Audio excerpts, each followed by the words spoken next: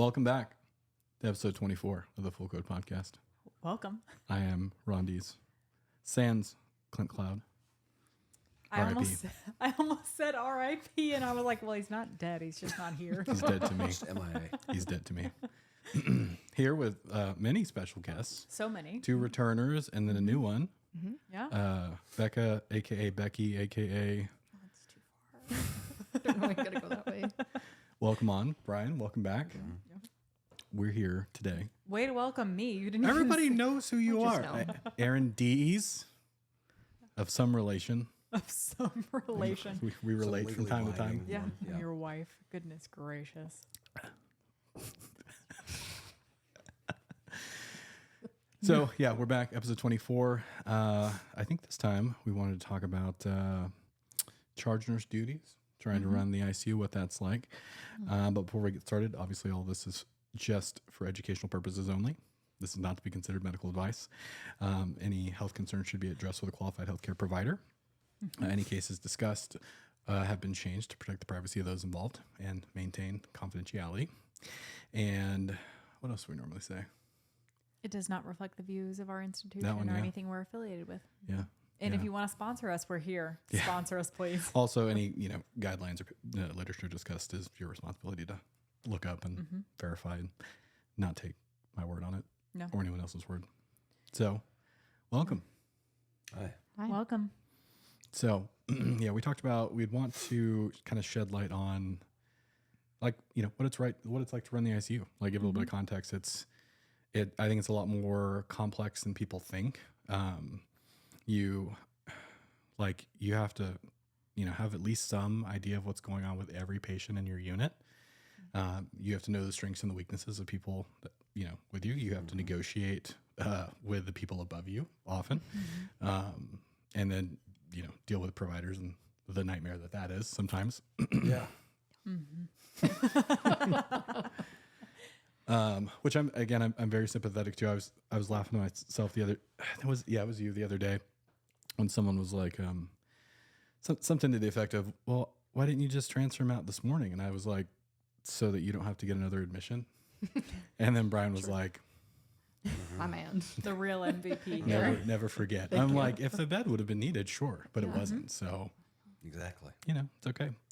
And I think too, you have a unique, perspective of that as a provider, having worked in, you've been a nurse, you've been a charge, you've been a charge where you co-charged, you've responded to codes and rapids before, kind of how that works. And I don't mean this in a bad way towards any of our other mid-levels or providers, but that is something that you seem to take into account with your transfers. You're like, I'll put in transfer orders when there's not 1,000 others.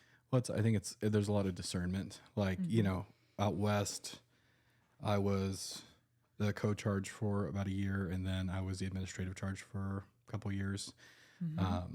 So, obviously your co-charge charges that unit, but also, does codes, rapids, just in times, landings, any of that stuff. But the administrative charge has to run all 3 units, orchestrate rounds, do the staffing, all that stuff. And, if needed, respond to certain things. But no, I have a lot of sympathy, for it. Where we work, we have, you guys essentially run 2 different units, which that's tough. We did 3 units in Seattle, and luckily we had a charge for each unit. So that offloads you a little bit, but it's not as simple as people think. And even from the provider side of it, and we'll get into that later, we always have to communicate with you guys very closely. And, if things are going awry or someone's deteriorating and you need to move them, and I'd say, hey, can you bump somebody? Can we do this? We have plenty of times day and night where, especially night, where I'll have to round the unit and we'll say who can go, who can stay. We're in an emergency right now, and then have to, in combination, make those decisions and see what's appropriate. But Brian, you've been a charge nurse for 6 years now. about 6 years, and you? Just 2. Just 2. We haven't actually done an intro on Becca here. So yeah. nobody knows her if they don't already know her. Just that lady. Whereas everybody knows Brian and I. Do you want to go ahead and introduce yourself, Becca? Yeah. My name's Becca. Hi, Becca. Hi, Becca. I've been a nurse for 5 years. So I graduated May of 20. Did you I'm write that down? sorry. Is that where you're looking at your notes? My version of autism says I have to. And then Aaron said, do a little prep work. And I said, okay, man, I'll do some prep work. No. I didn't It's tell the you to second do draft, by prep the way. work. I had ugly handwriting on the first one. She bought a special notebook just for this. Yeah. I didn't tell you to do not prep special. work.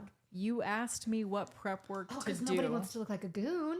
It's not color coordinated, so We're- it's not we're that. No, I already didn't here. highlight. There's a few brackets, but I didn't highlight There's a few anything. brackets. So I've been charging for 2 years, and then of course the dedicated codes and rapids team for 2 years as well. And yeah, that's it. Do you want more? Date of birth, I mean, last four of my social. do you like being a nurse? Why did you do this? Really, I think my reason for wanting to be a nurse was my dad had like a little chest pain scare. I thought he was actually having a heart attack, and then that turned into my dad didn't understand anything they were saying. I said, I have to be that person in the family who understands like what is going on. Yeah. So I think that's really what started it, because definitely I would have chosen the PT route if I was. Physical therapy. Oh yeah, that was definitely the track that I was on. But then I was like, I actually don't want to move people all day. The idea of ambulating people all day, every day makes me. And not, No. see, that's where I'm at now. I'm Yeah. like, God bless them, because I don't want to. That's like, like CTS nursing and stuff is really cool. The three up When you're TID, tubed post cabbage, but now that Yeah. up, you're like, the pod one up at 5 a.m. no, ma'am. is not it for me. I don't It's want to be not up at it. 5 a.m. That's oof. No. No. And they don't go to bed till like 11. Those patients, like, God. Well, and when they crump, they crump. Oh yeah, they Hard. That's true. Yeah. And fast. They do. But I think one of the things I appreciate about CTS patients is how cardiothoracic surgery is how algorithmic it is. A plus B equals C. If Yeah. B didn't work, try D. If D didn't work, try E, because it's Yeah. always A and it's always C. So You just change You got to be your- careful though. That's one of the tracks I think people get a little irritable when you talk about, because it's like, I've talked about this before. When I did my ICU fellowship, it was in CV, it was in ICU and CV nursing, and the open heart stuff is cool and it's exciting, right in the jump. But I don't feel like I was doing a lot of guesswork. Like it's, you have numbers, you have about every device you can think of, and generally speaking, it's again, my opinion, it's a little bit easier to deduce what the problem is, which conversely is the nightmare of MICU of just like, I don't Yeah, know it can be what's anything. wrong. Exactly. Everything. I don't know. It's all broken. It's just which one's the most broken. Yeah. Which one's going to kill you first, Yeah. So when I did, because I did Adadabada. Bleh. Will you stop? I'm sorry. I did like 14 months in CVICU, but ours was a mixed medical and surgical. So when I worked medical ICU at that facility, we didn't have the cardiac medical. We only had like non-cardiac medical patients. So like, yes, there was some cardiac involvement in a lot of those patients, but if you were CV primary, you went to the CVICU. And then you like graduate to getting to do open hearts, and there is a difference. But what I liked about it was how algorithmic it was, and that there isn't a lot of guesswork. And the medical, like the cardiac medical, kind of gives you that middle ground where it's still sort of predictable. You get CRRTs, you have people with multiple like body systems involved, but here at the facility we work at now, it's a strict cardiac surgery, and I don't think I would like that as much. And that's no hate to others like who do work there or who do love it, because there is a certain joy in the predictable of what that is. But I would love to, if I had a choice to return and I didn't get to just choose a neuroscience ICU, I would choose a mixed like surgical and medical cardiac unit, I think. So you're a traitor in the making. I'm not a traitor in the making. Good to know. He's already made a There's like, it's what you prefer. I love our cardiac patients in the medical ICU. Those would be my preference anyway. I think that always throws a lot of people when they're like, well, why aren't they in CV? I'm like, unless they're cracking a chest, like Not happening. No, that's not where they're going. they're coming. If up they here. have to start CRT and they're not and there's more than just CRT involvement, they're probably coming up to us anyway. Well, even the Impellas, right? Like we primarily take those. Not that they don't, Almost, but almost all of them. yeah, we take almost all of them though. So jumping into the charge nurse stuff. So, and you're both weekends. So just for stating, and both of you do EIT as well. So it's early intervention team. So you're always kind of on the prowl, always. It's always, and that's the other thing I think I didn't mention before is you always have to have an understanding of not only what's going on in all your units, but what's going on in the hospital. What does the emergency department look like? What is, when you're charged, what is EIT doing? What's rumbling for them, So there's a lot of communication in there. But I think we just start off with, like, what does a day look like? From the beginning. I mean, like, starting on a Saturday, you're coming in and maybe you have some holdovers from the prior weekend, but mostly you're getting a whole new crop of people. You hope you have enough people to staff all of it. Yeah. Ideally. And then at that point, you kind of have to split up, take into account not only the acuity of the patient, but also in addition, the people that you have, right? And then you have to take into account interpersonal things, And so it's pretty multifactorial, because if someone's been having, the sickest patient on the unit, I don't mind walking in. They're like, hey, we got one for you, when I'm on the other end of it. Like when I meet you at the double door. Yeah. Yeah. When I see you at 6:30, I know I'm going to have a day, Yeah. So, and again, if someone's had that over and over and over and over again, you have to give them a break, because there's times where it's really fun to have the sickest person, maybe even in the hospital, right? But if that's every single day, that burns you out. Oh, it's taxing. Yeah. And so you have to kind of give those people a break. Whether they want it or not. There's some who are like, do or die. I want this Put me in, sickest. coach. I know. I'm Yeah. like, coach says take a second. No. And there's Coach days says where, go get some Gatorade. yeah. And there's I days where think it's too, like the other people on the unit sometimes need that experience. Like Yes. you have Sharing to is cycle caring people through. sometimes. Yeah. And I think it's good too, then you have to take into account, how busy is that one going to be? Because if you've got someone coming in with a hemoglobin of 3 and they're intubated and it's time for endoscopy at bedside, we're on the 3rd cart of MTP, we're not really making progress. You've got to have people there that can help with that too. So you have to plan for that. And then in addition to that, you kind of have to have your newer nurses next to some of your experienced people. So you kind of have to do this mix mash of, is this person going to be able to help this person? Because if you've been doing it for 10 years, 15 years, and someone's been doing it for 6 months, there's a wide berth of experience gap there. And so sometimes you need someone else to kind of there to help with that. And especially we have to take into account, again, since we have a split unit, I've got 18 beds on one side, and I've got 10 on the other, right? And so with that, I have to plan, even greater than that. So the first thing I'm going to come in and do is get report from the night charge and figure out what I've got staffing-wise, figure out who my one-on-ones are, and then I also have to take into account who's just taken classes to do Impella, who's taken classes to do CRT. And if they're ready to fly on that, it's like, okay, well, if this one's relatively stable, because I don't want to set someone up for failure either, right? It's like, okay, I just took this advanced class and then give someone a patient on 4 pressors and an inotrope who's barely hanging on. Yep. That's not a learning experience, right? That's No, just that's that's really survival. just, that's just Treading water, sabotage, yeah. really, at that point. And then the other thing is I don't want to knock their confidence down either, because it's like you know more than likely what the outcome's going to be with that when you walk in the morning.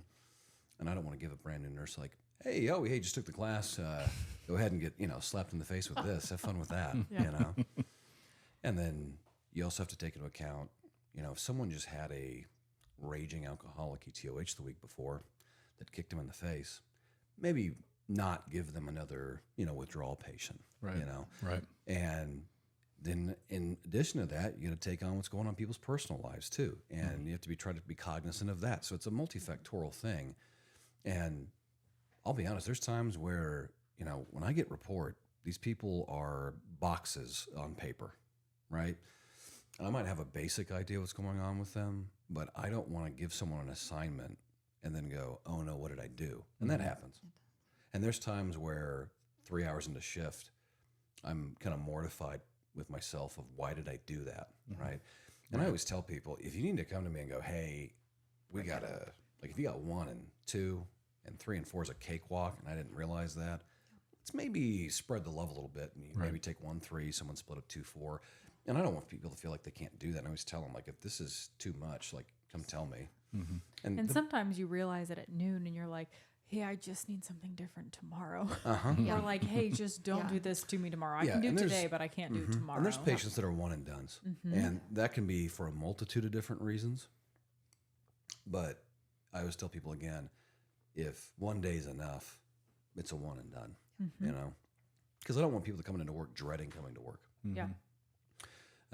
And whether you're new, whether you've been doing it for a long time, you don't want to be coming into work hating the concept of coming to work.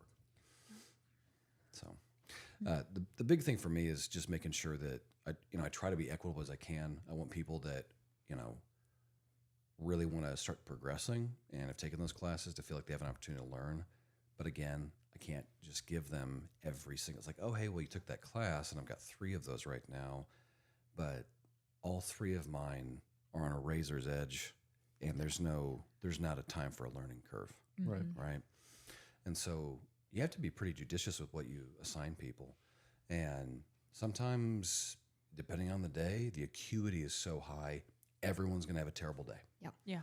And there's And- not a Just a lot given. you can do about that all the time. Is that Right. like sometimes the day is just going to be rough. Yep. And that's just how it is. And it's nothing personal, but you also like you have to balance your medical versus personal problems with your patients. So like your patient may not be medically complex, Yep. but they can be very socially complex. Or like, hey, this is a patient who is going to die and we can't do anything to stop that. And it happening in the next 12 hours is basically inevitable. And you have to be there to walk the family through that. And I think what a lot of people don't take into account all the time is the interpersonal part of being a charge Yep. nurse and the assignments that are made and how much time and effort that takes. Because while I'm not a charge at where we work now, like I've done it previously in both the administrative and the support, like, or the co-charge role. And my primary administrative charge is significantly more historical than what I'm doing now or like have done previously. But that's the hardest part is the people side of it. And when I was the administrative charge, I was a new nurse and we had 3 pods basically. And I feel like they weren't quite as separate. Like our east and west were pretty darn close, but it was very separate from our south. Didn't you used to co-charge with me? Mm-hmm. That's what I thought. We co-charged quite a bit. We made 9 assignments. And I think one of the things too that's different about like where Ron and I have charged versus where you guys charge now, day shift makes day shift assignments. And where we were, day shift made night shift assignments. Yeah. And Which you is walked wild, into too. your I assignment. can't pretend to know their personalities on nights. I think though, like It was. I would say it's easier for me because I worked nights there. So, but I mean, it was pretty normal in the sense that I think people were always trying to attune to those things. So they tried to have an idea of what those people were like, But at the same time, we did a lot of our staffing on an acuity matrix, and the person who created it had a lot, like really took it seriously. So regardless of who those people were, we had a pretty solid idea of what we were. Now, we also did neuroscience and neurosurgical care. So that's a very specific thing versus MICU. Which can be anything. Everything. Yeah, and I pick it. feel It could be like anything. you could predict a little bit better who was going to get sicker and who was going to get less ill, like less sick Yeah. through the shift based on what their diagnosis was and how they were on that shift. Like you usually knew if they were going to get worse or if they had the potential to get really bad really fast. I think the other component is, at least in our setting, are a lot of our like our bed turnover during the day was known right away. Like we knew what surgeries were coming because almost all of them come, and then you obviously any admission you take, but obviously it's a smaller subset of what you would rather than MICU, where we're working across the spectrum. And I think part of what helped that too is we were a specialty center. Like like if you got sent to us, you needed us, not just an ICU. Yeah. And we weren't the ICU in the region. We were the ICU in the area for that thing. Yeah, and our lack of predictability only was related to the fact that we had 5 states that flew in to us, but you needed us, not somebody. Yeah, in the that only setting. time that I got to kind of somewhat experience that was COVID because it was taking people from multiple states away, and you know exactly what you're getting. You know this person's an ARDS. You know they need to be proned. You know more than likely you're going to paralyze them. Yeah. You may or may not need a chest tube. You may or may not need. back. I mean, You will assume, eventually. Yeah. you can assume they're going to go into ATN, Mm-hmm. and if they're that bad that they're flying fixed wing from 2 or 3 states away, Mm-hmm. that this wasn't just like a, hey, I'm a provider down in blah blah blah. I need a bed for this guy. He's doing okay. It was always desperation. Yeah. And there were times where it was 20, 30, 40, 50 beds of call before you finally get a bed. And so, but with what we do now, baseline, it could be someone from the ER, it could be someone right off the floor, it could be someone right down the way, it could be someone getting flown in and you have no idea they're even coming, and then it's like, surprise, hey, you're gonna have someone flown in 20 minutes. And I think too, like what can be painted for us incoming from outside facilities can be vastly different than what they actually are when they arrive. Because while they may be beyond the capability of that outlying facility, they desperately want them to come to us, and they know that it's beyond what they can do. And they're afraid that if they sell it exactly how it is, or they may not realize that our perception of what it is different than what their perception of what it is. And so I think that that's part of the dynamic that is so very different where we're at now versus like at least where Ron and I have experienced before. Like you don't really know what you're getting until you see them even I talk to you two all the time where you're all have already heard about the patient, and then I come out and I'm like, let me tell you what's really going on here for a second. And I'll tell you straight up, like if it's kind of a crap, transfer or whatever, and like we're just doing it to offload, and those happen. We try because what transfer center knows and what the provider discussion's been, Yeah. usually are pretty simpatico, but there's times where they are wildly different. Yeah, and it's weird because they are typically on a 3-way call because they monitor the calls. Not and always. they patch us together and stuff. So maybe they're not paying attention. And it also depends on who's there. We have some very, very good, sharp transfer center people who will call in before they even connect us. Will say, you're probably going to shoot this down. And I'm like, good. That's great news. Love it when you start a great when you have people conversation that know like that. That's, But no, yeah, it's wild. And I think you can maybe talk a little bit too about what it was like charging during COVID relative to now. Well, that was the fun thing for me was like I had my feet wet, kind of knew what I was doing. And Right. I was like, all right, well, buckle up. And, initially at our institution, it was, hey, we're going to split this other side unit over. We're going to turn that into a full isolation unit. Fortunately, we had a rather large new unit built, kind of It was an what, emergent. 48 beds? Let's see. On our ICU side, I want to say somewhere around 30, and then upwards of 90 that were considered med surge. But calling that side typical med surge is a bit of a reach. It was more like a respiratory step down where the only It part was more of like an ICU holding. They were all teetering. Yeah. That's accurate. And I'll tell you, the folks that worked over there, I mean, that was very impressive to me. Because and the ones who did it every day and did it really that- I well, mean- you knew those nurses. Yeah, you did. And I'll tell you, depending on how your day went over in the ICU side, if you're going to tell me I'm going to have 2 patients prone and paralyzed, and I'm going to have 16 drips between all of them, that's a bit of a meal to take down. But Yeah. on the other side, if you've got 4 to 6 and they're all conscious and on BiPAP, and if any of them take that off, it is now a medical emergency. There were days where, albeit were ours more critically ill on paper, but I'll tell you, there were people that got dealt a really rough hand, and there were shifts over there that were absolutely brutal. And that was the part of charging over there was there were days where, when you charged over there, it was just habdashery to try to, make phone calls because your nurses didn't have time for any of that. So you're making every single call outside of the facility for the most part, maybe not directly every single one, but 90% of them. And then you're just going over and evaluating every other patient on the other side. And there was a period where we got to where we had all of one traditional unit that then led into that area, and then another somewhat, was it 90 beds in total if you counted all of that together? Yeah.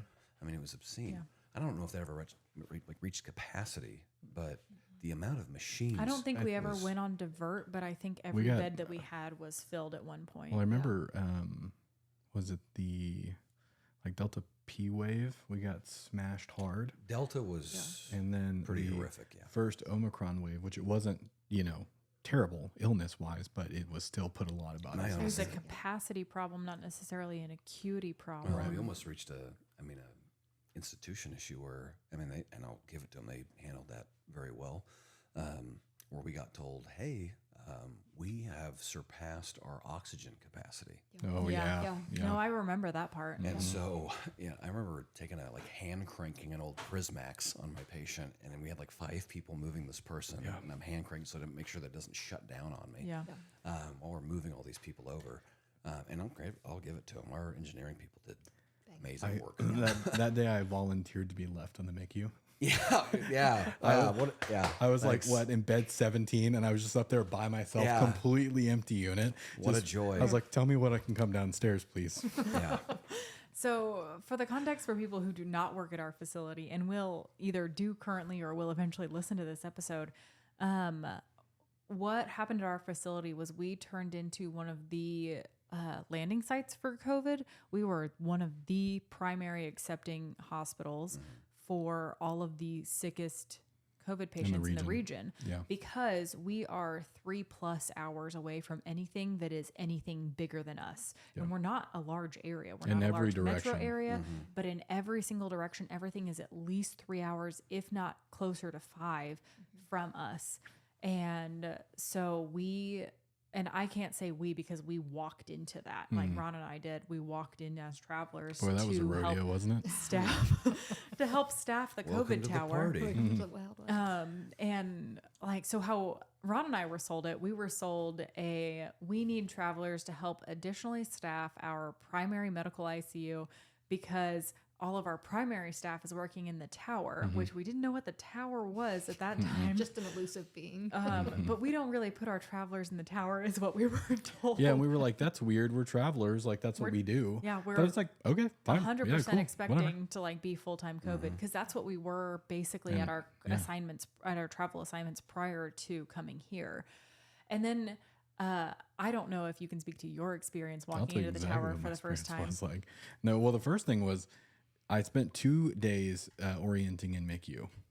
Which is a standard medical ICU Standard, unit. It it's looks very normal. It feels straightforward. normal. Okay, cool. Day 3, you're going to the tower. Huh? So I was like, okay, what do I do? Right?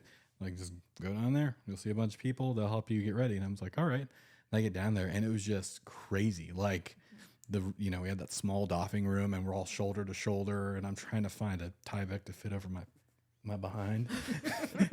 And I'm like sweating in there. Those and I'm ironware ones were really the good ones, man. I like the surgical gown. I'm like, and you have people trying to help you and, taping your wrists. And then I don't use N95s. And that was the first time I'd ever worn a halo.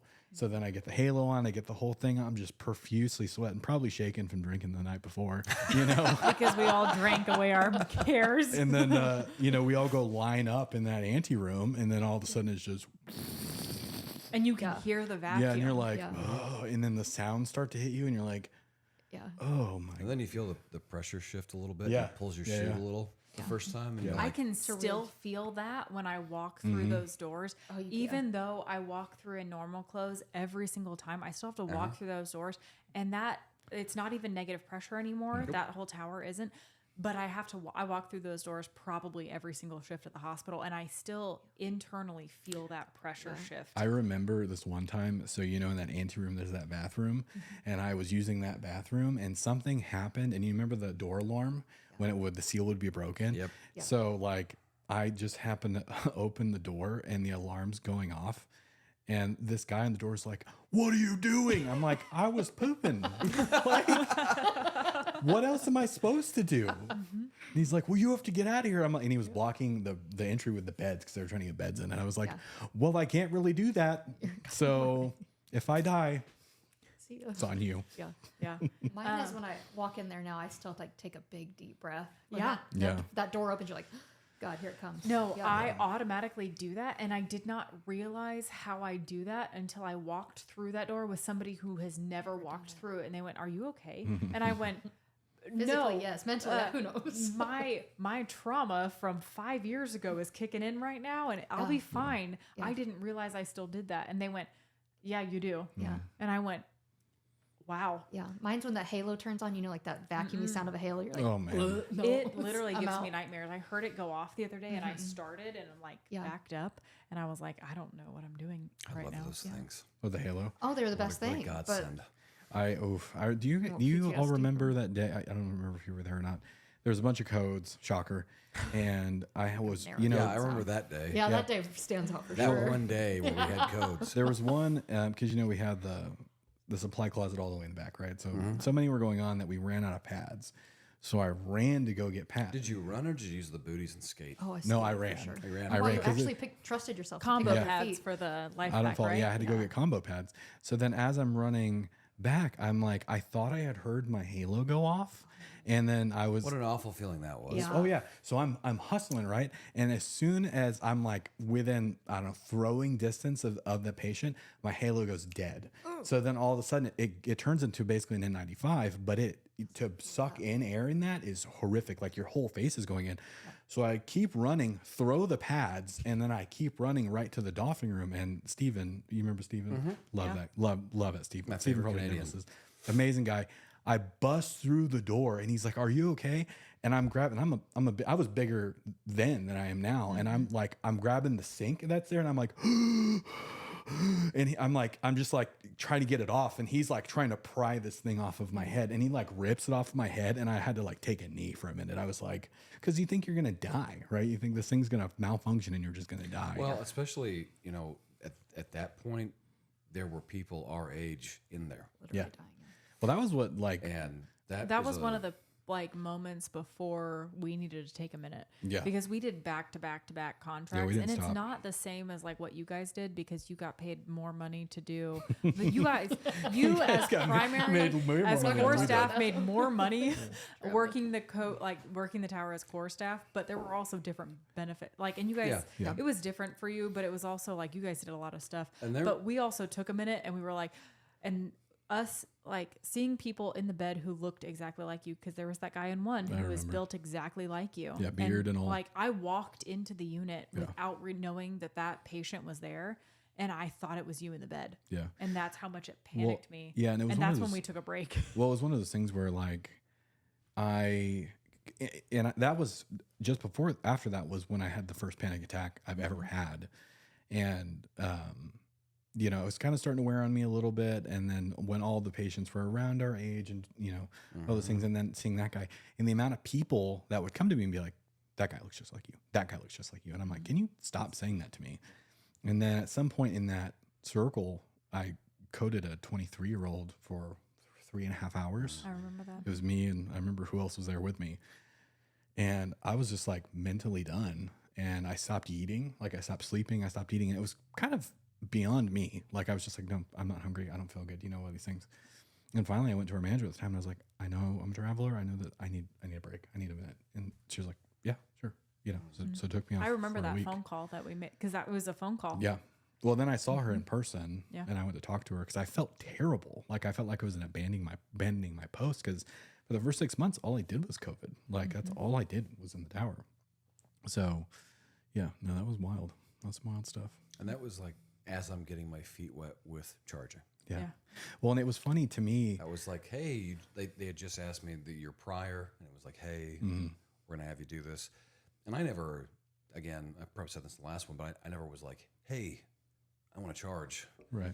They're like, hey, we kind of went around and like, you're up. I was like, Your turn. oh, okay. Yeah. Yeah. And then it was, hey, you know, there's this virus going around. And I was like, oh, it's like SARS. Oh, that was bad, but it'll blow over. And that was wrong. So it was kind of like, hey, you're new to this. And then just kind of went through a grinder pretty quick. Yeah. I think every time we set out to do one of these podcasts, it turns into a COVID podcast. Yeah, pretty much. I think part of it though is It's our that like version of therapy. It's fine. I think Yeah. it's our version Yeah. of therapy. Like Cathartic. you have to Yeah.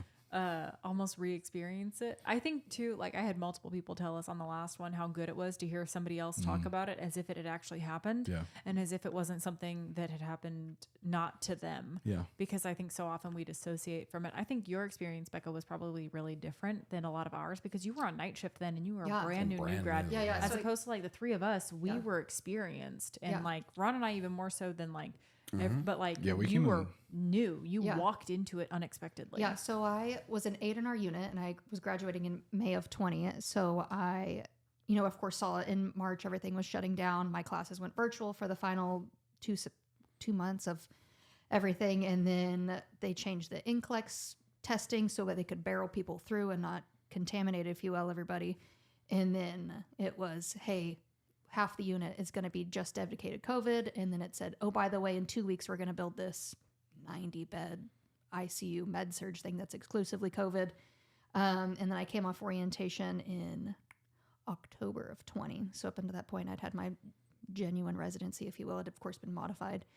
And then just went straight into it. I'd done like resource shifts where I'm not off orientation, but I'm still going to the tower. So I was kind of getting my feet wet, just passing a few meds here and there for some of the nurses, just so they weren't, dying. And then it turns out it was me. I was the one dying shortly after that. I think I like to say lasted maybe a year and a half in the tower before I had a little breakdown. I said, I can't do it anymore. I can't watch another patient die without family. I can't do it anymore. So I just got moved just to the standard medical ICU. And then it was, hey, everybody else who has experience is either charging or in the tower. So you're just now going to get the rejects who have kind of survived the tower at that point, still really sick and on multiple pressors and all these things. So then the patients never stopped dying. So Yeah. that was a fun little trick of 5 Yeah, there patients wasn't really coding any and escape dying in from 2 weeks. No, it was just like you were just kind of Yeah. bobbing and weaving, trying to It's hope just that the they leftovers. survived this weekend. Yeah, it was like Yeah. sloppy seconds, and I wasn't even getting paid more. So it was just I think that was too. I think I started this and I didn't finish it. The COVID tower at the facility we work at was literally a tower, so the ceilings weren't dropped. It was the full length ceiling. It was like a Concrete warehouse. It was And like it looked Costco. like It was a Costco. warehouse. So Not when fun you thing. walked in, and so I walked into the tower for the first time for the same day that Ron did, but I walked in and didn't actually have patients there. I was given bed 45 and 46, and there were tower beds 45 and 46, but they were swing, so they could either be yeah, that's that ICU little, or they could be alcove med thing. surge because they were in a hallway between the two sides. And so I like walked in, nearly had a panic attack walking in because unlike Ron, I'd had panic attacks prior to that point. It was a familiar feeling for me. And I was walking in like 10 steps behind him too. So like I watched him walk into the unit and then was getting dawned. And then turns out I didn't actually have any patients in there, which may have been the best thing for my mental health for that day.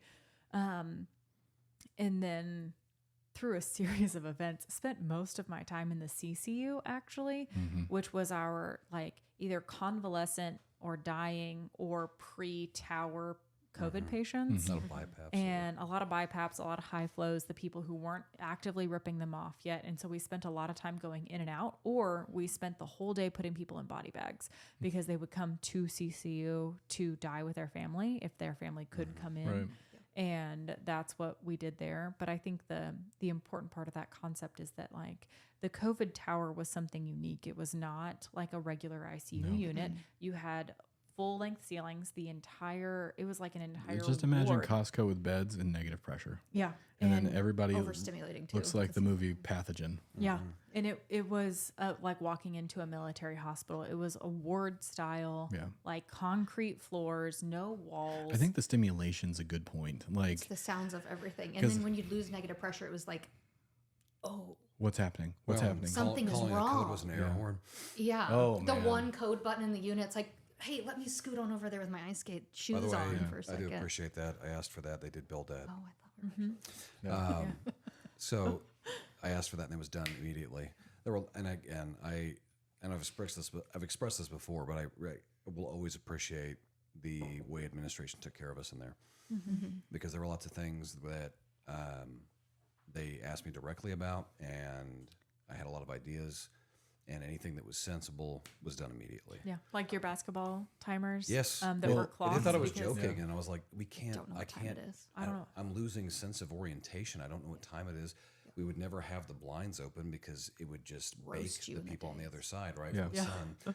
So you would have no sense of time, and even though it seemed kind of nuts at the time to them, they were like, "Oh yeah, I guess they can't tell." Guess you're gonna clock. But there was a moment there where our mutual friend who just graduated from CNA school. Congratulations, buddy. He and I went back and forth for about 9 months, almost to a year of charging every other weekend. So I'd be in MICU one, and then COVID the next. MICU, COVID, MICU, COVID. Then I was working 1 or 2 days overtime, so I was there, 60 plus hours a week on average most of the time. Yeah. You got soft hands, brother. Yeah. So, I spent more of my waking hours at work than I did at home. And so being brand new to charging, it was like after going through all of that, going to just having 28 beds, I was like, Felt like nothing. So that's why, things can be relatively chaotic. And I just kind of, it's almost like a superpower. I just roll with it. It's not like I don't get stressed. It's not, it's not that I don't care. It's just, I've been in such a situation so many hundreds of times because of that, that whatever I deal with now, I'm like, well, this isn't as bad as, Everything This could is always be contextual. worse. I've been in worse. Yeah. And so, and again, it doesn't lead to apathy. It doesn't lead to, well, that day was busy, so now I don't care. Mm-hmm. It's not any of that. It's just the innate stress response I have to it. It's just kind of, and again, I think some people, and I don't want people to think sometimes when I don't get worked up that it's apathy or that I don't care. It's that, when I go in, and there's been times where I've walked into a room and a patient has gone into a shockable rhythm, and I just very calmly, and I'm moving it at an expeditious pace, moving it very quickly with the code cart and just slapping it on. I'm not really communicating with anybody, and just shock them and move on. And I'm just kind of, and then people are kind of like, "What are you doing?" And I'm like, Taking care of Shocking the business. patient. "We just got to get this done, guys. I Like, we'll think- talk about it later, but like, We'll do we this have. later. There is no time to. We don't need to discuss things. We just need to get it done. Let's go. And if things, if they don't shock out of it, we need to continue, right? Because it's really great when you just get to walk in a room and click a couple of buttons, and they're like, "Oh, hey, well, it's but that's not always the case. But that just doesn't work me up anymore, and it's kind of beneficial because me having an emotional response, me getting stressed out, me having a cortisol spike, that doesn't do the patient any favor, right? And so that really helps. And I don't want people to feel like they have to get to that point. I don't want them to feel like when I do those kinds of things that it's some indictment of like I'm judging them.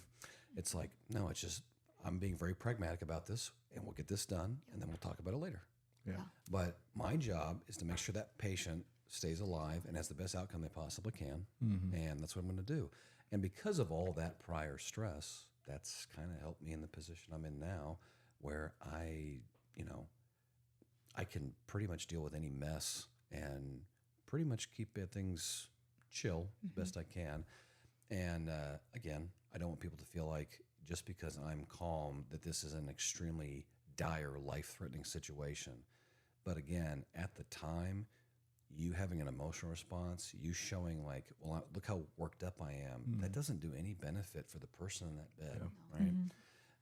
So, we've kind of done all this COVID talk, but it's like that really did, at least for me, and I think for you especially as well. Yeah, just a different version. Because you went in right when it was at its peak almost. Yeah. I mean, the acuity couldn't have been any higher when you just got thrown in there, Yeah. right? And so... Teleported is the word I like to Yeah. Like I equate it kind of like an alien coming down from their little spaceship and it's like, Yeah. "Zoom, here Yeah. you are." And I'm like, Because I'm sure for you, it was like, well, I graduated, hooray! And then it's know, like, I'm a big this, kid, and is, it's this like- is a waking nightmare. So, that experience, I think, for both of us really helped us get to a point where, and again, it's not apathy. It's not that we don't care. It's that us not having a, response to things it doesn't is get to just steal from me anymore. Yeah. It's what like you can't take anymore. You've Yeah. already tried to kill me in a way. Like you can't take anymore. I won't let you. I think there are, so because you guys work new grad and weekends, you have a higher number of day shift new grads per as a percentage than maybe the weekday charges get.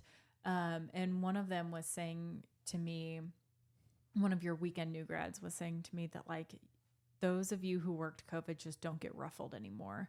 And I feel like it almost takes a shorter period. Like you've been doing it 5 years. And I would say that my unruffled period came during COVID, which hit right about my 5-year mark in general.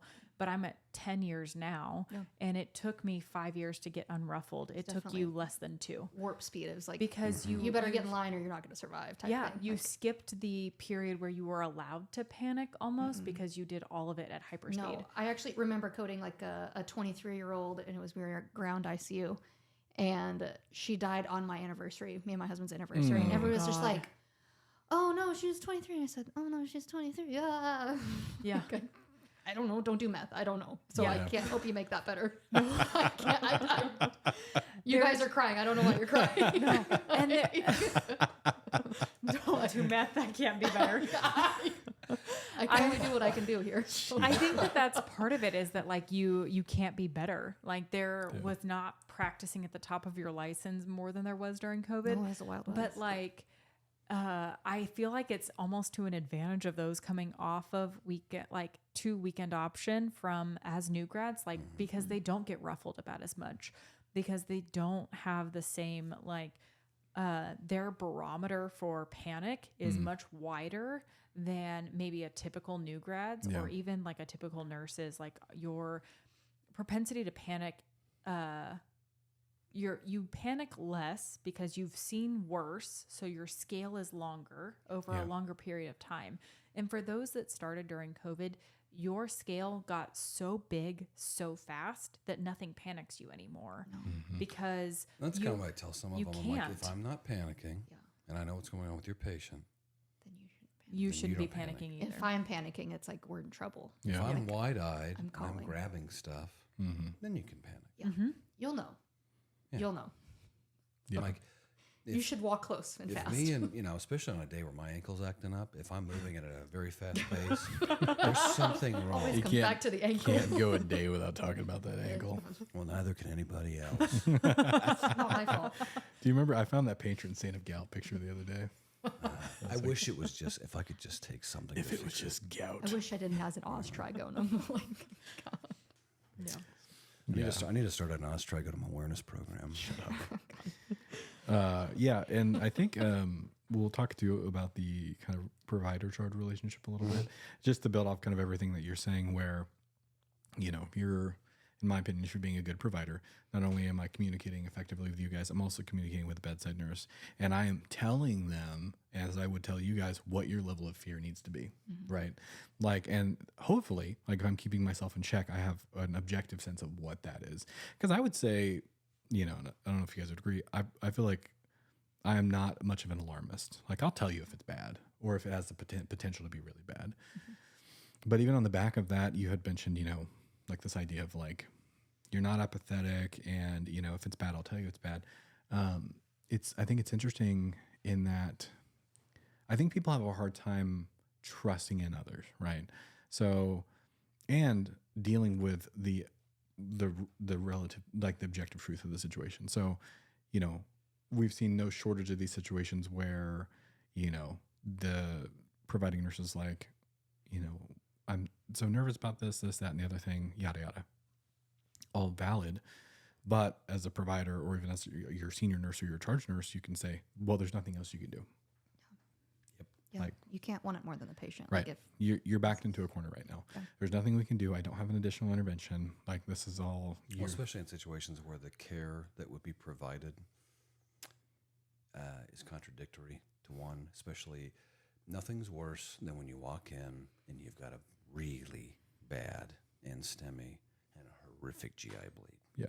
Because there's no, again, that's up to providers how that course of care is going to go. But as the nurse, that is such a debilitating feeling of, I'm trying to vouch for this person. I'm trying to do everything I can in my power to keep them alive. But we may get to a point where there is no objective way to keep this going. No. And I do try to tell people sometimes, sometimes it's easy to beat yourself up when you're new, especially. Is like, you're going to walk into scenarios where it's a no-win scenario. It doesn't matter how high your understanding is of the pathological process going on with that individual, and how well you communicate with your providers, and what you get done diagnostically, and what you can vouch for and advocate for as far as procedures and surgeries go. There's going to be days where no matter how good you perform, you can, skirt on perfection, and the outcome's going to be the same. And there's times where, I don't want that to feel defeating to people, but you just kind of have to learn to accept that, right?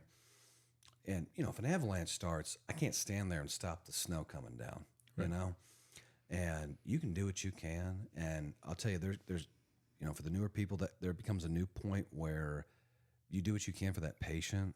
But, they talk about this in school, and I'm sure a lot of you learn this vicariously and just an experience from yourself in nursing. But there comes a point where you take your time of focusing on that patient, and it's not like I'm saying there's a dereliction of you caring for them, but your time and focus then turns to that family, right?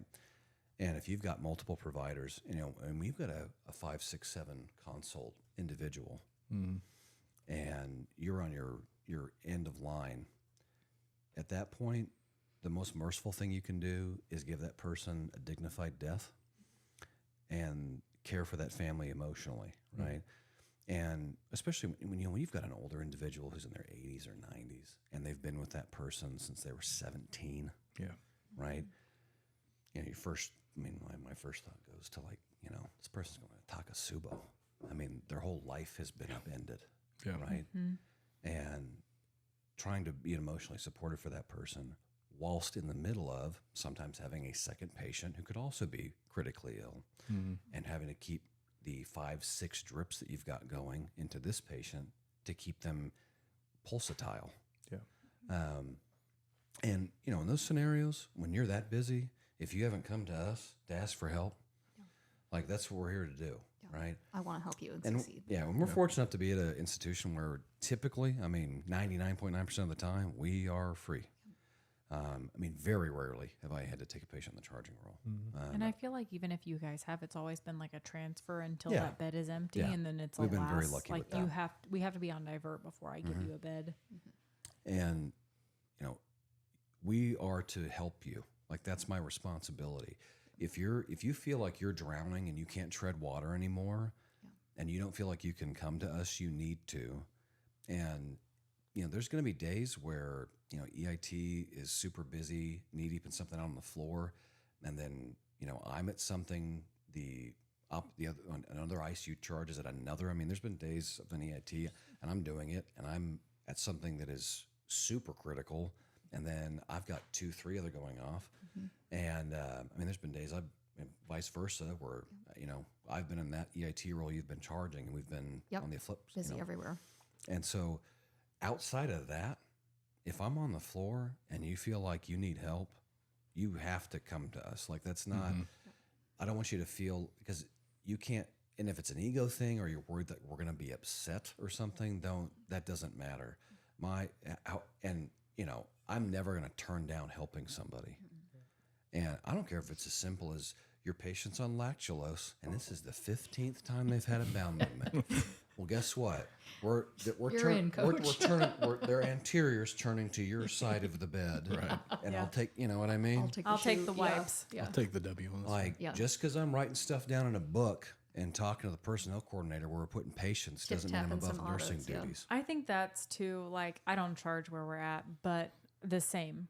I still come to you and I'm like, okay, I need to talk to another adult. Yep. It's been 10 years and I still need to talk to an adult. It never stops. Let me temper my enthusiasm, or am I not being enthusiastic enough about this to make sure that you're doing it right? And then too, I promise you, I'm not doing something more important than patient care. Yeah. If you need to wipe a butt, I got you. Or even as simple as moving a patient. I don't care. Yeah. There's no audit I'm doing that surpasses you taking care of a human being. No, because it's all about the humans at the end of the day, both as have you taken a lunch and do you need help moving this guy? That's another thing. And I always tell people, if you haven't had time, if you're in pain because you haven't gone to the bathroom, go to the bathroom. And your two neighbors are knee deep in something and busy, and you just feel like, well, I can't even go because the 2 people next to me can't even watch my patient. Yeah, shoot me a message. If you see one of us, hey, call me. I'm on my cell phone. Yeah. I have put down my ET tube to go to the bathroom. Hold this for a second. I'll be right back. Yeah. Or I've stood there anxiously going oh my And there I does should come have a- gone. Yeah, there comes a point where like if you're not, and I'm not trying to say like you have to prioritize yourself all the time, but They don't get if to you're steal not it. allowing yourself basic bodily function, Yeah. You're there no good comes to a your point patient. where you're not. Yeah, You're just exactly. If it's 2 p.m. and you have had 0 drinks of water, Yeah, go that's get a a problem. drink of water. That's a problem. Like, go to the bathroom. Yeah. If You that's get the to only be a reason you priority, haven't peed too. today is because you have not drank any water, you have to do that too, because you can't take care of people if you're not also taking care of people. And I know we talked about this last time, but you know, for new people, sometimes you don't even know what you don't know. Yeah. Right. But you know, there's times where we all confer with each other, and we've been doing this for a while. And Can I get a consult? Yeah. Well, how many times do I ask did you, talk to the what's your adult, read it's on always- this situation? Right. Because I'm like, I don't know whether it's maybe I'm interfacing with a nurse I don't know. Right. And I'm like, hey, I need you to look at this situation and tell me what you think. Or where I'm just like, hey, I don't actually know what to think about this. Yeah. Like, can you give me some insight? Like, it's not, and our physicians do that as well. Like, what's going on over here? You know what I mean? Yeah, and that's the other thing is people need to realize, like, even the providers that have been doing this for decades, when they run into a scenario that they know is out of their depth, you know what they do? They make a consultation. Yeah, we make right? phone calls. Yeah. So, and here's the thing is, especially in our unit specifically, and you know, this stands for, it doesn't matter what you do in nursing, but it's specifically in our unit. I mean, you want to talk about a jack of all trades kind of thing, right? And I think that's why sometimes people go, well, like, when did you start feeling comfortable with all of this? And it's like, it took about half a decade. Because after a few hundred patients, you kind of start piecing things together. Yeah. But there's going to be things, especially, you know, the institution we're at, we don't have a geneticist. We don't have a peditologist. And so you're going to get patients that have, you know, very rare circumstances that may be even genetically linked. And if you've got someone that's got a 1 in 40,000, 1 in 100,000 condition, and it's like, you've never dealt with that, you probably won't ever again in your entire life. No. And it's like, don't just assume that you know what you're doing. And just, if you need assistance, just go ask people. And again, I harped on this last time, but humility is very important, Yes. right? And just because I charge, just because I do EIT, just because I dealt with COVID and all of that, that doesn't mean I don't go ask people their opinion. I ask you stuff all the time, Yep. right? And just go, hey, am I processing this right? Yep. Like, is this making sense, right? And so it's good to keep that the entire time. But as you're developing as a newer nurse, especially, you're going to figure out, well, so-and-so is really strong in this, right? Yeah. Like if I, even back before you were a provider, if I had a neuro question, Do the same thing to Erin. I'm like, I know where she comes from, and I'm going to use it because I can't get her experience unless I do it. So. Yeah. And so, there's times where, we'll take it, for instance, when we have a swan, right? I'm calling CV. If there's any I can't- issue with that swan, Calling CV.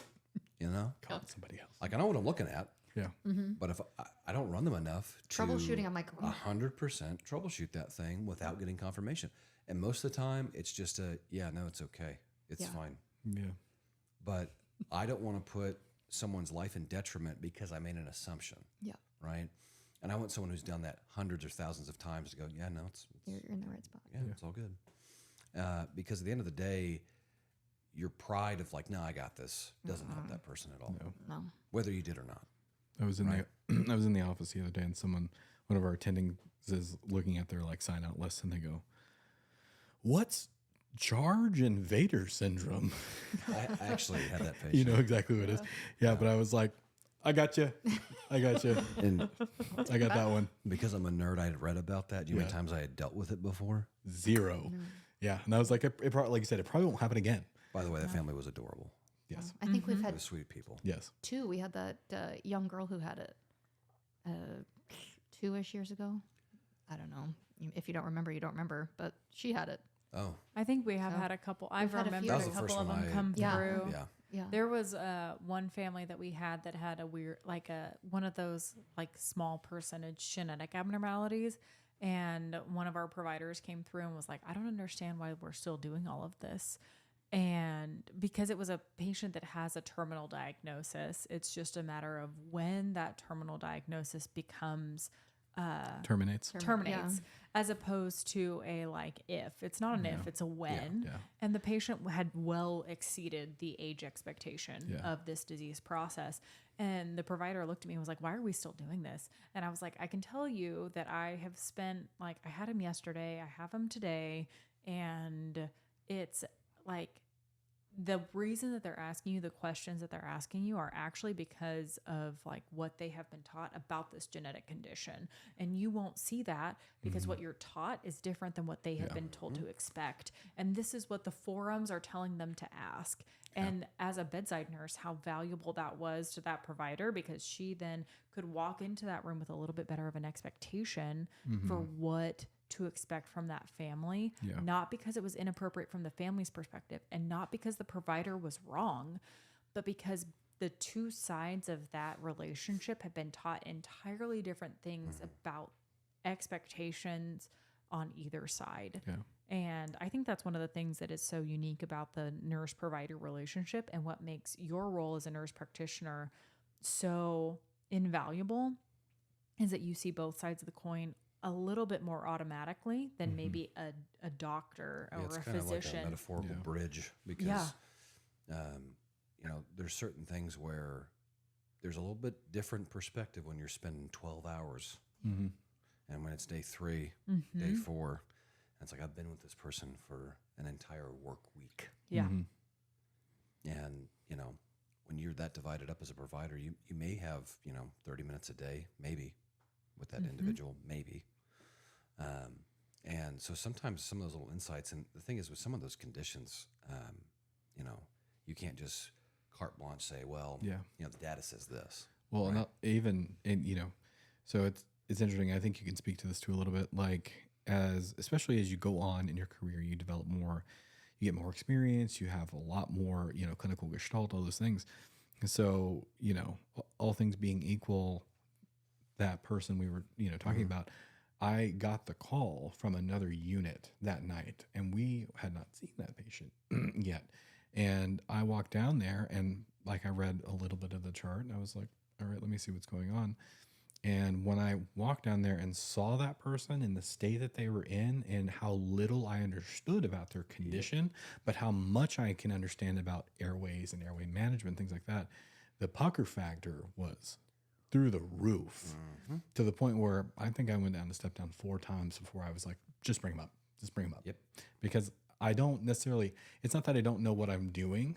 I know the ramifications of what I'm dealing with, but it gets to a point where it's like, I'm just going to do the thing I know that's definitive, and I'm going to get them to the people who are experts in this. Not to disrespect anybody, but it's because this is a situation that can go south so bad, so fast, and it might go south in a way that it's actually out of my hands and out of my attending's hands, and that would have been the case in that individual. But that, it's not to belittle anyone else's sense of terror in certain circumstances, but it's like, you know, they're like, if I look at Brian and Brian's scared, I'm automatically nervous. I'm automatically nervous because I know Brian, like, and I know, you know, I know his clinical skill. I know so many things about him. So when he's like, oh my God, and I'm like, oh my God, like, take me to him, boy. Yeah. Okay. On the nurse side of that perspective, being who I am, and for those of you who don't know me, I work a lot of end of life cases and a lot of complex family planning cases, because I have a skill set in that. I may or may not strategically place you with those beds. I know that I have been, because that's where I've been for about 3 weeks now. Well, prior to this, and not your fault, but like, if Brian tells me, hey, I'm sorry, I'm like, oh goodness gracious. Yeah, what if I apologize when you walk I in through the 2 doors. What family drama am I getting into I've been today? waiting on you all weekend, and here you are. Yeah. Well, I mean, to be fair, right? You and I were actually big into palliative care when we worked together. We still are. Yeah, did death doula training, and I wanted to be a palliative care nurse practitioner. Before I left. All of the palliative care nurse practitioners still ask me if I'm gonna, like, I'm not. I have been previously, but I'm not currently in an NP program. But they keep asking me, when are you gonna go back to school and join the practice? And I'm like, I just don't have the life space for that right now. But like, I usually know if I get an apology, I'm getting a complex end of life situation handed to me, which I actually don't mind. Like, The other day, I met Brian at the elevator. I was like, worrisome. don't even go to the desk. I'm going to take you right to where you're going. Yeah. Let me take you to your patient for the day. Well, and, of course, then there was the other day where I had to have you put the coat on, which that actually ended up really well. Yeah, it did. Shocking. That was the funny. No, I told somebody else about the conversation. I said, "This is a coat on or coat off conversation." coat on. I will and you and I have had this conversation because our significant others work in uniformed fields, and that it does do something different, like in many different ways. But like the uniform, regardless of what it is, commands a different amount of respect, regardless of whether or not you know what they are and what they're doing in that in their capacity. So like if he's in plain clothes, regardless if he's doing something official, it does feel different if he is in his uniform versus not in his uniform. Well, and just to illuminate, because people are always like, sometimes you wear it, sometimes you don't. First rounding in the morning, I'm wearing a coat because typically, unless I'm doing a rapid round, there's going to be families present. There's going to be all these people present. They're going to know who I am. They're going to be able to recognize me very quickly. And we come in the room and, while yes, some people do have white coat syndrome in a bad way, some people have it in a good way. Like they're very reassured by it. Yeah. So, and usually at the end of the day, you don't see me wear it unless I have to come talk to somebody or do something like that. Well, If something bad's happening. As a frame of reference for people that maybe don't work with us, we don't color code our scrubs. We're not uniformed. We also don't wear our coats a lot. No. Like providers don't wear our coats a lot. I think I can think of one ID provider. and endocrine are the ones. ID, endocrine, they wear them, but like I think one other provider in the critical care practice group wear it regularly. Yeah. And I know he's who the you're only talking about. one. Like we have one provider otherwise who usually wears a white coat. And anytime they do, they're usually making fun of me. Yeah. I'm usually somewhere and all of a sudden a crowd of white coats just appears around me and I'm like, oh, whatever. Clint wore his white coat for his first roundings both the days this weekend. for And neither him. one of Good you for were charged, him. so you didn't see it. Allegedly, I don't know both if I can believe you. times- That's a rare sighting. Both times. Didn't know we had one. Because the alternative charge, Holly, because I am going to name her because eventually she'll be on here, I'm sure, she and I both looked at him because I had 17, 18, and we were like, oh, you're wearing a white coat today. You're pulling a Ron. Right, big boys here. And he did both of his first morning rounds in his white coat. Brian about this sent me weekend. into a scrap the other day. What happened? What did you do to him? You got to tiptoe around this situation a little bit. It turned out well. It did. The long short of it is there was some legal paperwork that was trying to be signed in a state in which they could not be signed. Absolutely not. And don't get me wrong, I'm very sympathetic to that situation. Yes. Like, especially because like this person is going to die very soon. It's going to be a legal nightmare for you after this, but that ship has sailed, unfortunately. And, I do, there's obviously the components of protecting or treating my patients. I also have the duty to protect my patients. So, I haven't had a very uncomfortable conversation with One way of putting it. with some raised voices, the entire unit staring at me. And I'm just like, no, you're not doing this. Like, I told you to put the jacket on. right. I'm so sorry this has happened. And like, I'm so sorry for what's going to happen after this, but I can't let you do this. There was no objective way of ameliorating any of that from our end. No. That was so out of our hands. There was nothing we could do. But regardless of how that was delivered or what was said, there was no fixing that. That individual had to sort that out here, and that was about the only way. And they did. You ain't got nothing to do with this. Unfortunately, I do. Yes. Unfortunately, I have everything to do with this right now. Yes.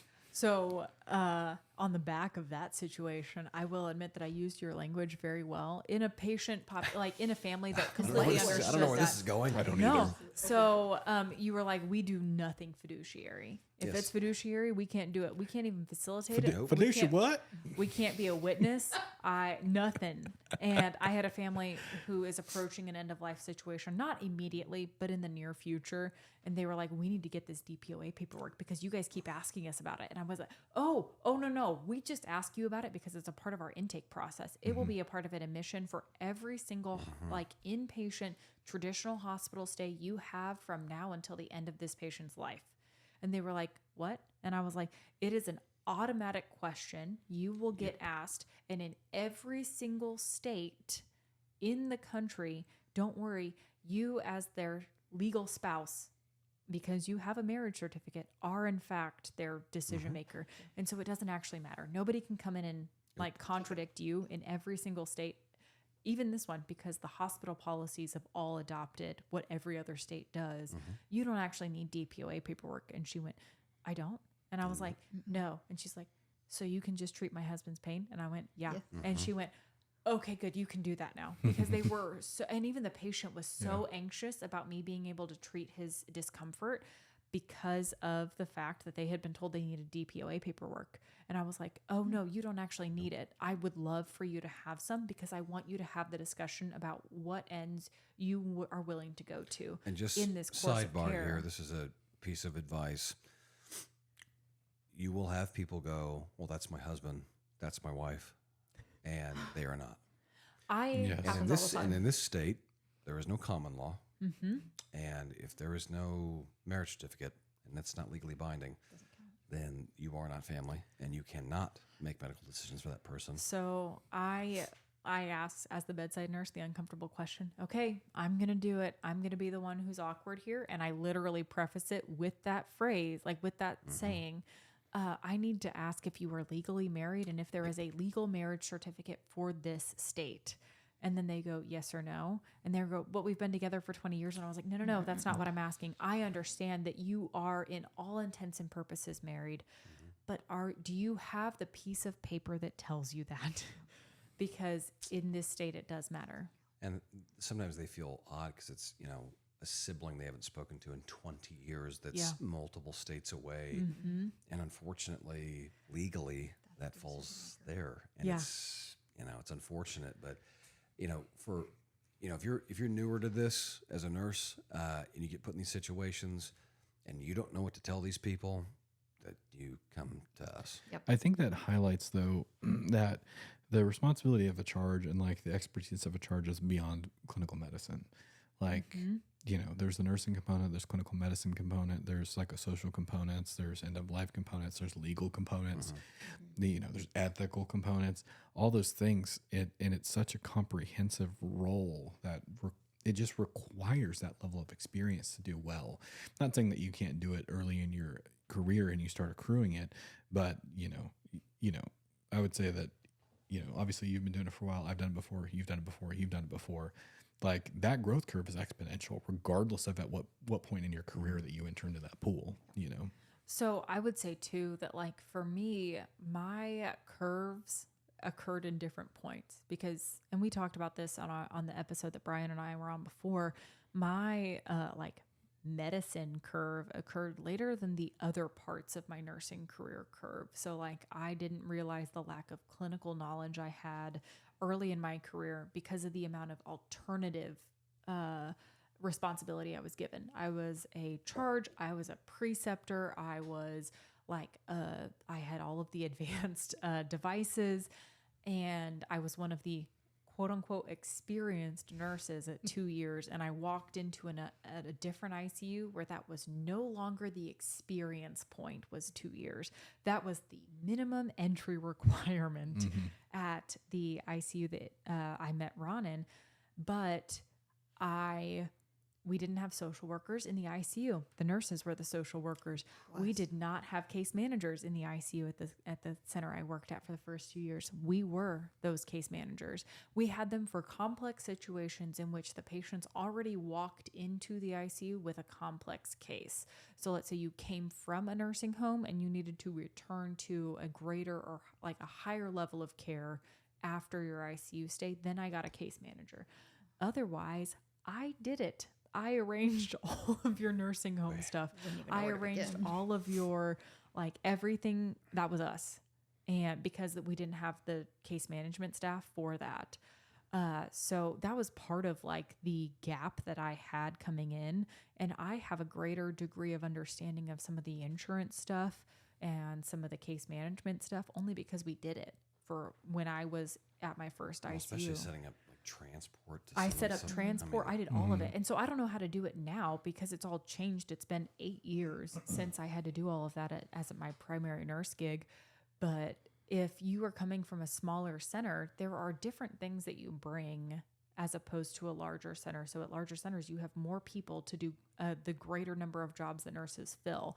So you have a transport coordinator, you have a social worker, you have a case manager, and those are all different roles. Which are fantastic to have. Which I absolutely adore. I love going to our social worker and being like, hey, I don't know the answer to this question, so it's on you. And she's like, I don't either, so let me go ask somebody who's been doing this longer.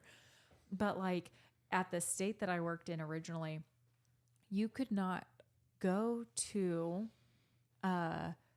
if you got a tracheostomy, insurance stopped paying for anything that had to do with long-term care. And that the tracheostomy was the point. So if you got a PEG tube, after which you got a tracheostomy, the PEG tube wasn't covered by insurance in the same way. If you got a tunneled HD cath, after your tracheostomy, it wasn't covered in the same way. So patients would leave with small bowel feeding tubes, tracheostomies, and temporary HD lines because the tracheostomy happened to occur first.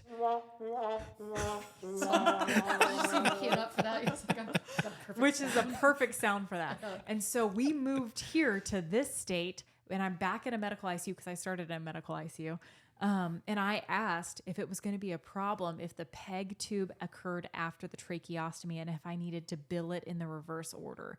Because if you don't know it, when we do bedside trachs and PEGs here, we do a trach and then we do the PEG in that order typically with the same surgeon at the bedside. And I asked if I needed to bill it in the reverse order from which it was clinically performed, because that's what we did in the state in which I originally worked because of that law that required the tracheostomy being the LTAC destination. And the surgeon looked at me like I had grown a fourth head, and I only have one to begin with. It's odd because you think that, and I'm not going to say states here, but you think that would be a little more The reverse role. Yeah. You would think it would be more normal there, but it was not. And it was crazy to have to relearn all of that. So I had somebody ask me about, well, why didn't our provider do this in this other state? And I went, there are so many state specific laws, and I can't speak to your specific state because it's not a state I've worked in. But maybe that's some of where your experienced nurses are coming from. If they're new to your facility and coming in and they're like, what do you mean you're doing this? Sometimes it's state laws that are super weird. And I didn't experience that where Ron and I worked on the West Coast because none of that came into play. One, we didn't have to do it because that wasn't a part of our facility at all. Yeah. It wasn't a part of our specialty. But then additionally, those states' laws were so radically different that nobody even realized that it could be the way it was where I came from. Yeah. So I don't know. That was a weird tangent. I don't know how I got started on that, but it was weird. No. I was like, if you keep talking, Brian's going to start screaming here in a minute because he's going to be like, it's the corrupt insurance agencies. Hey, I'm not saying it's wrong. I know. I saw the steam coming out. For now, though. Yeah. Under the headphones. Okay. I did want to bring up a topic, though. Oh, boy. Because this is something that I told Becca we were going to talk about. Which page are you on? And I want to, and it's probably your second page. Is it with the bracket? It's seriously, but not serious. Oh, gosh. I know the exact conversation. I feel like you and I have had this conversation a lot that it's like seriously, but it's not that serious. And both sides of that are true. Like this is a serious situation, but also it's not as serious as you're making it right now. No. And I would love for you to speak to some of that concept a little bit more. I think it may have been when Ron was a provider that day, and it was Oh, no. that day. A young patient who did not take care of herself at all. She had a long course of stay. Easily, it would have been a month bouncing between us and our step-down unit. In the end, couldn't save her. What are you going to do? Terrible decisions led her to this path. And we were doing postmortem care, and somebody was like, she was so young. And I go, yeah, well, it's not that serious. And everybody in that room, I felt just like lost their mind. You can turn it a little bit. This way? No, just the headpiece. Yeah, there you go. Yeah. Everybody in the room just like lost their mind. I said, what? It's not that serious. You get out or you don't. You made a choice at some point in your life to be compliant, non-compliant. And sometimes you just get a crap hand. And that is just what it is. Generally in our specialty, working in a medical ICU, it is not crap hand. You've probably I feel like there are a lot of times that seriously but not that serious comes into the like this is, again, I feel like the point I'm about to make is seriously, but not that serious. Yeah. This is the worst day of somebody else's life. Mm-hmm. That does not mean that you make it the worst day of your life. No, you don't get to take anything else No, from me. you I don't- can't want it more than you. I think I No. listened to a different podcast. Couldn't tell you which one it is at this point. And they're like, I can't want this more than you. I can't want you to live more than No. you want your own self to live. Mm.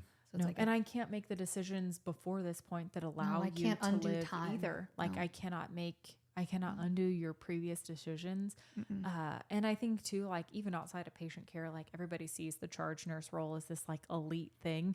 And I feel like you especially are, and I don't say this in a negative way at all. You're just like, I don't know how I ended up here, but I did. No, because I and started. Here we are. I think I started being an aide in our unit, and I was like, "Oh, these charge nurses have been charge nurses. These have been nurses at least for 10 years." And they were like, "Oh, you're 2, 3, Becca. It's time to start charging." I'm like, Yeah. "I'm just a baby. I cannot." Well, I think it's a good point, right? In terms of when I have to deal with a charge nurse who is taking it too seriously, right? It escalates everything. It really does. Like It it gets- turns everything up to 11 very And it's quickly. a tone thing too, because there are some charge nurses, and this too sometimes depends on the day.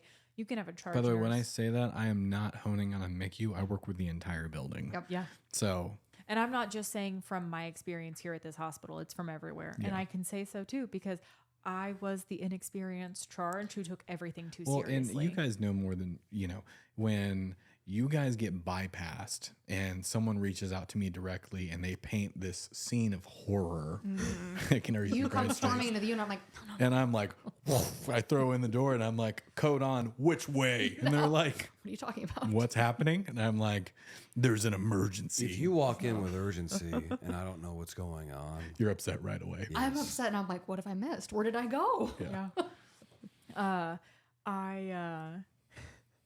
I can even remember you and I had a patient, and I started my 3-day stretch. I worked Friday, Saturday, Sunday, and Ron and I worked the same weekends, and I happened to be the co-charge. I was like, at the facility we worked at, I was the codes and rapids, and he was administrative that weekend.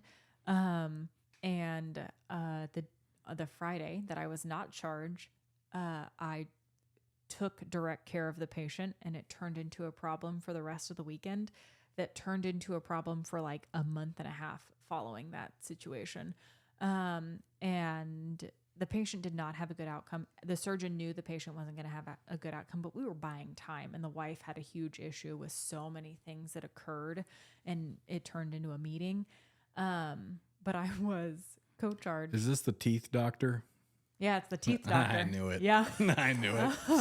Sometimes. Like See how non-specific that was? yeah. The patient had a terminal diagnosis, and you could buy more time with surgery in our neuro ICU, and the patient bought time for this. And a criminal record. The patient bought time for a second time, which doesn't typically happen. You know the full story here. It's a deep. This is one of those stories that I wish HIPAA didn't exist because it's a good story. Yeah. It's a good. It'll go in the book one day. Yeah, it'll go in the book. So this patient was buying time for the second time, and the surgeon had even hesitated to do the surgery for this buying Should time. never have done. And second shouldn't have done surgery. the second surgery. And this surgeon was a saint. like Good surgeon and good guy. one of those a people saint. that like if I ever end up with anything He's neurological getting into heaven happening, for sure. I am going back to this hospital, and he's one of the surgeons I'm asking for.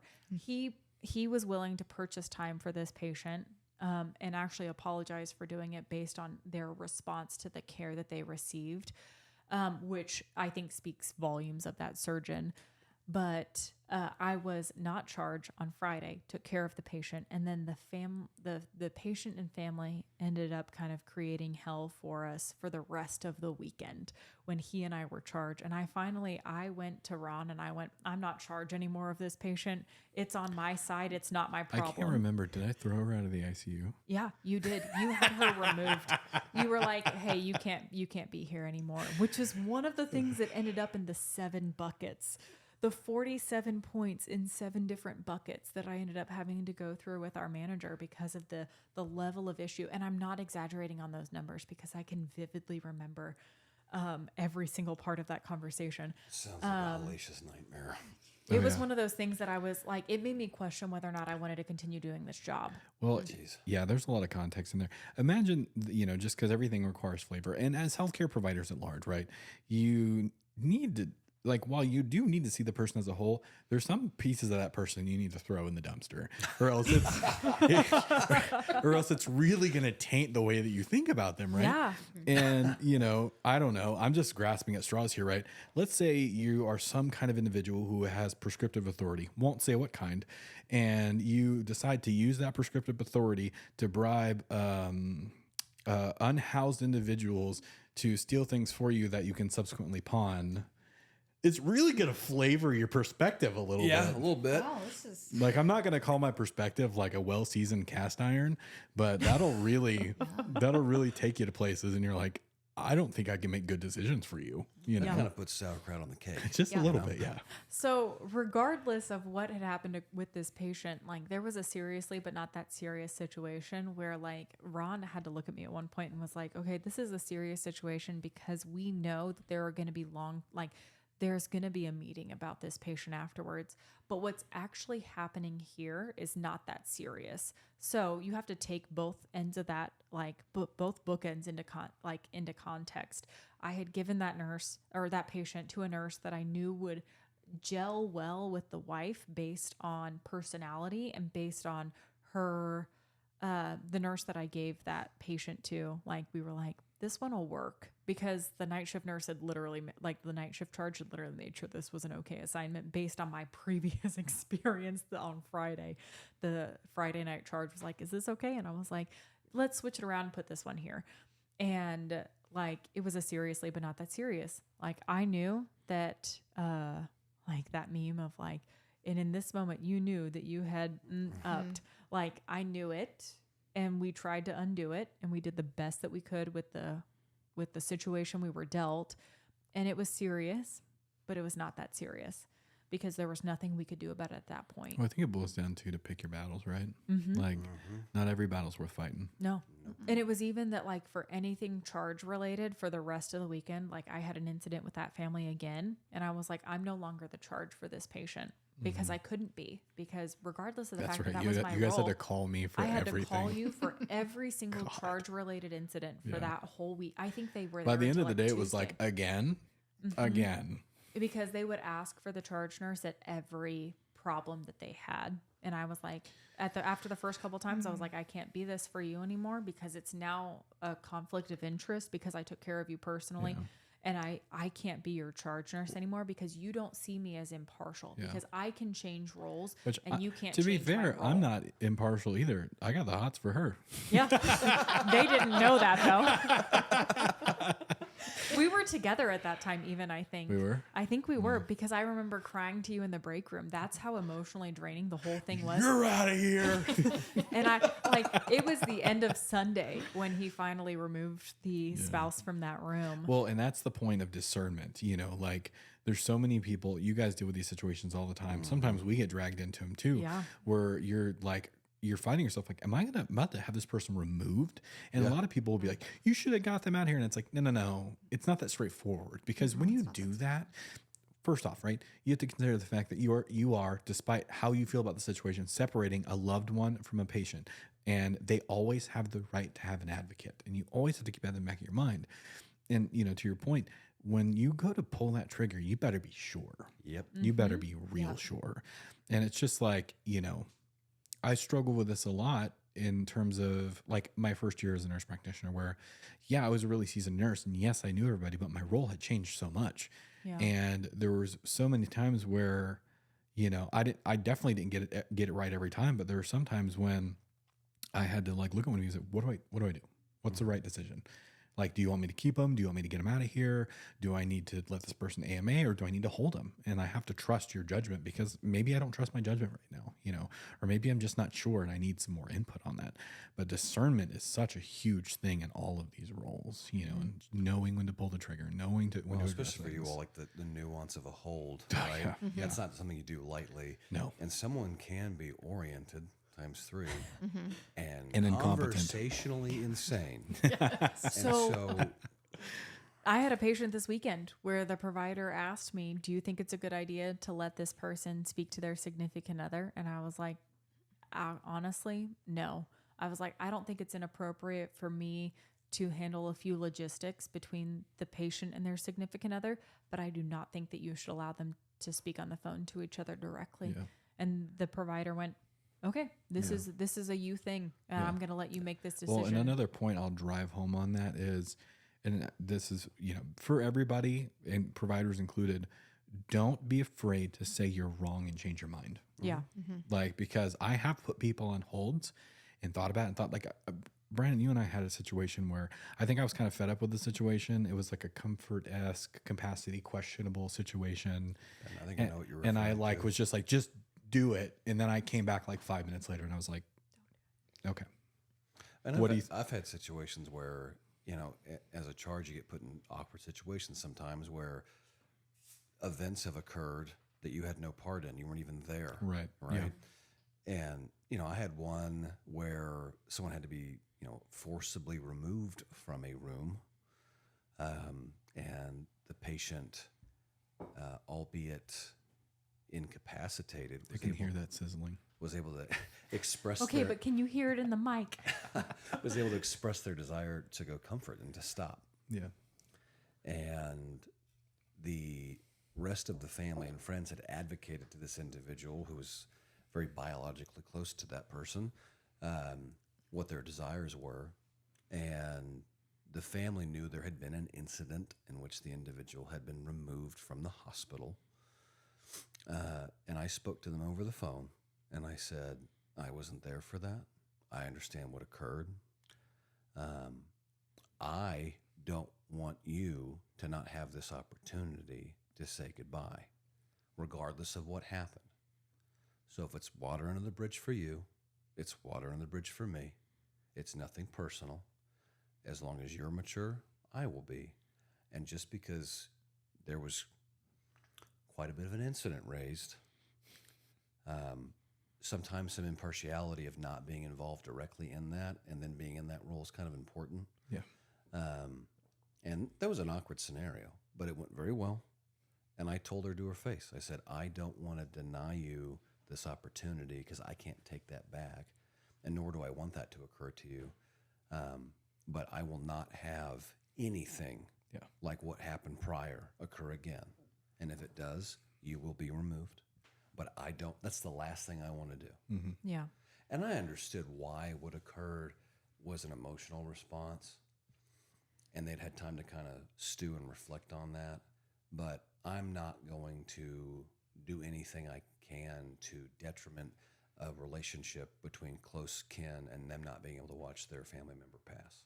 Yeah. And it was an awkward scenario, but I think sometimes having a little bit of empathy and sympathy for these people, even though they, you know, made a fool of themselves, quite frankly, you know, I'm willing to give one more opportunity. And fortunately, that panned out well. But there are times where, you know, there is a threshold where there's kind of a red line that gets crossed. And I've had to do that too, where I've had to alert the authorities and have these people banned from the premises. And you will run into scenarios as a nurse where you might have a domestic situation where that person's totally unhinged, that's not the patient, and even threaten not only to end the life of that patient, but yours as well. And let me tell you, that's not a fun scenario to be in, all right? And that's not something you handle by yourself. That goes up the chain, and it goes up the chain very quickly. Mm-hmm.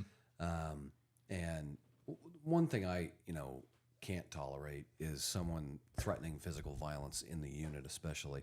And I don't care who it's directed towards. That's just not going to happen. And that's a scenario where once that red line's crossed, there's no taking that back. And once you're removed from the facility, you will not be returning. Yeah. The only way you're returning that legally, and like you will be trespassed immediately, is if you're a patient. Outside of that, you are not coming on that property. Yeah. And it's an awkward scenario. And if you ever have a family member, whether it's body language or especially if it's verbalized that they're going to hurt you, cause harm to that patient in any facet, any of that, that's an immediate gone. There is no, hey, you can come back now. Right? Because the prior incident I was referring to never got to that degree.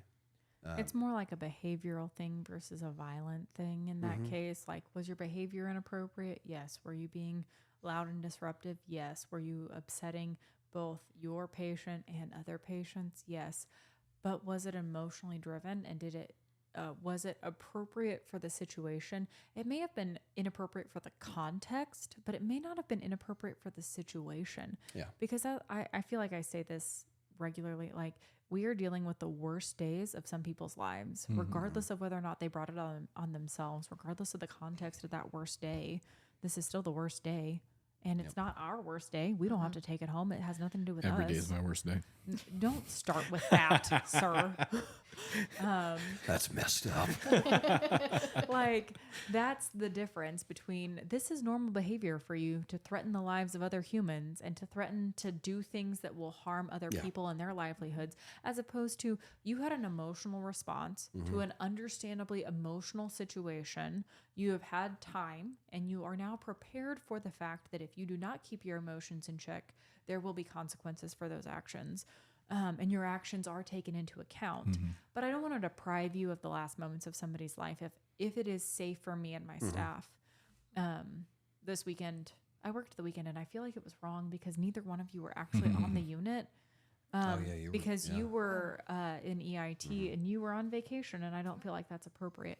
But I got my assignment changed because it was appropriate for both the nurse that, like, one of my patients was the same, but the other one flipped. And it was because the other nurse needed the time off, and I'll tell you, there's times where I needed the time off. You're not going to mesh with family, and sometimes it's just an irreconcilable difference. Yeah. Difference of opinions. At that point, you and that patient family need to kind of separate. And there's times where whatever I say is not going to fix that problem.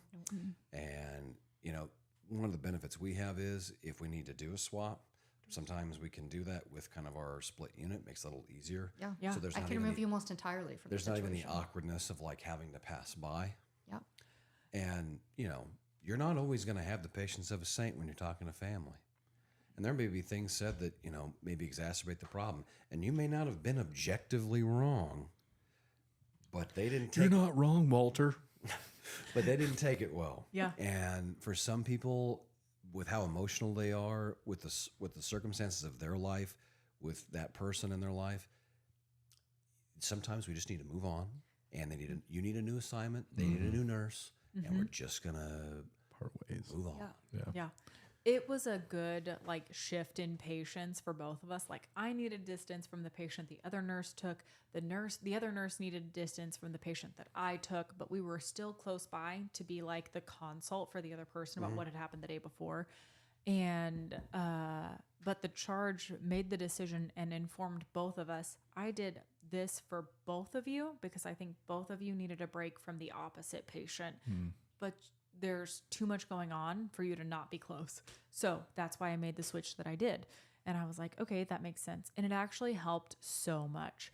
I was able to establish a different rapport and connect on a different level with the patient that I took that was new. And it supplied me an appropriate amount of distance, not for me necessarily, because I am doing an increasingly better job at not taking things home. I have not always done that. It takes a long time. But the patient needed space from me because there was an inappropriate level of like, oh my gosh, you're amazing. And I'm like, this is not the appropriate context for that. Like, I understand you think that, but please don't.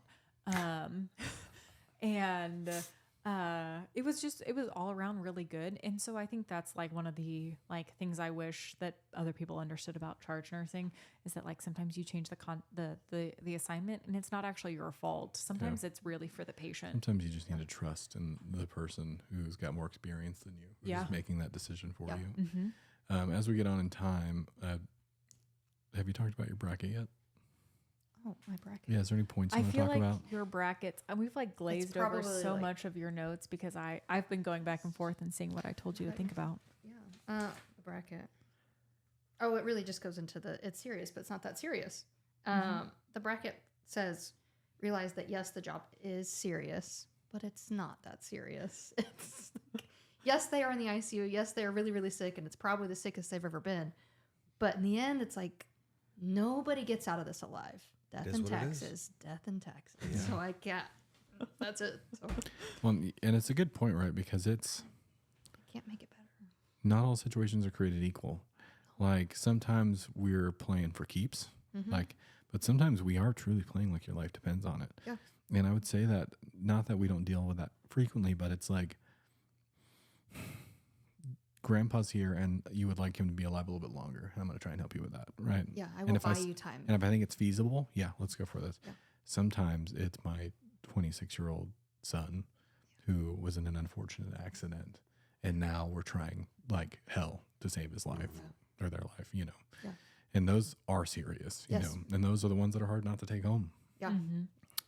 But is there any points that we need to talk about? The closing thoughts? I got nothing. Are there any bullets of and I mean bullet points on purpose because I know all of us are long-winded, about things that you wish people knew about being charged that we haven't already covered? Because I feel like we've covered a lot where like, if I change your assignment, it's not on purpose. I do want to help you. I am willing to do the dirty work. But like, what else do you wish people knew about being charged? So if you're newer, right, you're going to typically through your graduate nurse program, because we have a residency set up at our institution, It's like 24 weeks, I think. towards the end of that, we're going to try to intentionally give you the worst scenarios that you could possibly get. And it's not like a hazing thing, right? It's if you don't do this now, when are you going to be ready for it on your own? Right. And again, you're never alone. You can always go to your neighbors. You can always come to your charge. You can always, call your provider. It's never like Please don't. Yeah. Yeah. Here's the charge phone. Yeah. Anyway, so in those scenarios, it's good for you to kind of go through the trudgery of the awful scenarios, whether that be the severity of the patient or the severity of the circumstances, which is sometimes family. Because learning how to navigate both of those is very important. And when you get off on your own, it's kind of time to, slow down a little bit and get some experience, get your basic fundamentals again. And then when you're ready, and I always tell people, when you take those classes and you tell me you're ready, I'll give you those patients. Now, that might be kind of in the hot seat right next to me so I can watch you. And it's going to be a patient, like I'm not going to probably give you the person who's on the brink on 3 pressors starting on CRT. If they've been up for 3 days, we're going to turn it off today. That's a great way to introduce. It's a fantastic way to introduce those machines. I think too, like our new grads come off orientation having gotten the worst patients for the last ideally 3 to 4 weeks following the end of their orientation on day shift. And then they go on their own or they go to nights and then they're given not those patients and they're given the stable Mabels and the transfer orders and the post cath labs. And that's not an insult to you. It's not an insult. It's the natural trajectory because you had a built-in support that you knew about. But you didn't realize. But how you much didn't buffering realize I was doing. Yeah, you didn't realize how much I was buffering for you. That if I handed you the same patients off orientation, that you would not do as well as you did on orientation Kind of for like if you're multiple doing assisted things. pull-ups. Yeah. They're not hard until I let go of your legs. Right. Yes. Yeah. Right? And there's a lot even that I keep from you as a preceptor before you're off orientation. So it's not an insult when you don't get hard patients off orientation. It's not because we don't trust you. It's not because sometimes it's literally that you happen to have had the patient the day before when they started on CRT. You happen to have taken the class. And so now you're going to keep them.